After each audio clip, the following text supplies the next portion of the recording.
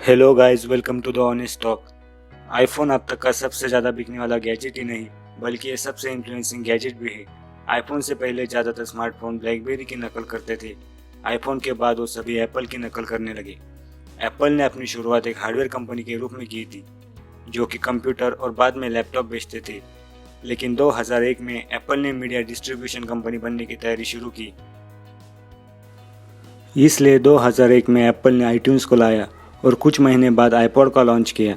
उन दो प्रोडक्ट ने लॉस में चल रही एप्पल को एक नई ताकत दी। 20 मिलियन से ज़्यादा आईपॉड्स बेचे जाने के साथ स्टीव जॉब ने आईट्यून्स का एक्सपेंशन करने के लिए मोबाइल फ़ोन के बिजनेस में आने की तैयारी शुरू कर दी, लेकिन ये आईफोन से 2 साल पहले था, इसलिए मोटोरोला के साथ एक साझेदारी बनाई गई थी। 7 सितंबर 2005 को एप्पल और मोटोरोला ने मोटोरोला रोकर E1 को डेवलप करने के लिए पार्टनरशिप की, जो आईट्यून्स का उपयोग करने वाला पहला मोबाइल फ़ोन था।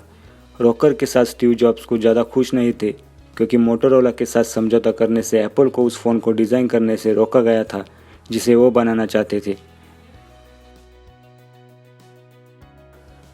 एप्पल को खुद चिंता हो रही थी कि मोटोरोला का फ़ोन आईपॉड का मार्केट शेयर खा जाएगा। बाद में एप्पल ने रॉकर को सपोर्ट करना बंद कर दिया, क्योंकि यह एक मोटोरोला का फ़ोन था, ना कि एप्पल डिवाइस। इससे जो भी फ़ायदा होता वो मोटोरोला को होता, उल्टा इससे आईपॉड की सेल पर असर हो सकता था। एप्पल में दो ग्रुप के बीच इस बात पर लड़ाई चल रही थी कि आईफोन क्या होना चाहिए। एक ग्रुप के लोग चाहते थे कि आईफोन ऐसा हो जिसे आज हम जानते हैं, और दूसरे ग्रुप के लोग चाहते थे कि आईफोन एक आईपॉड जैसा ही हो, बस उससे कॉलिंग कर पाए। स्टीव जॉब ने 9 जनवरी 2007 को आईफोन का अनाउंसमेंट किया। An iPod, a phone, and an internet communicator. An iPod, a phone. Are you getting it?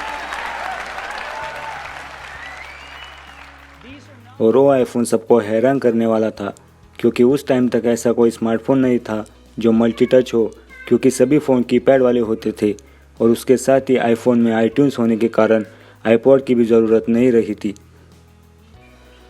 और साथ ही इंटरनेट भी होने के कारण किसी को ईमेल करने के लिए कंप्यूटर की ज़रूरत नहीं थी।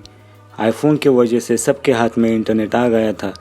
इसलिए आईफोन की जिस दिन अनाउंसमेंट हुई उस टाइम गूगल अपना कीपैड स्मार्टफोन बना रही थी, पर आईफोन के अनाउंसमेंट के बाद गूगल ने उस फ़ोन के ऊपर काम करना बंद कर दिया और उन्होंने भी टच स्क्रीन फ़ोन बनाने का काम चालू कर दिया।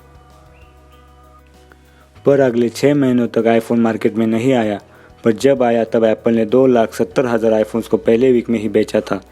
आईफोन के पहले एप्पल फाइनेंशियली काफ़ी स्ट्रगल कर रहा था।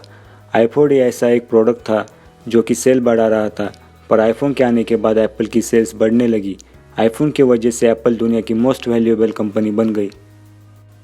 आईफोन 2G ऐसा पहला फ़ोन था जिसमें गोरिल्ला ग्लास का इस्तेमाल किया गया था। उसके 3 स्टोरेज ऑप्शन थे, 4GB, 8GB और 16GB।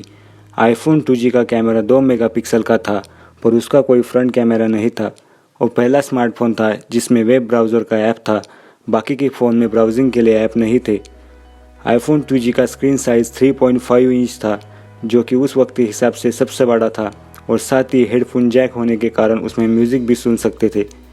इसी तरीके से आईफोन एक इवोल्यूशनरी गैजेट बना था।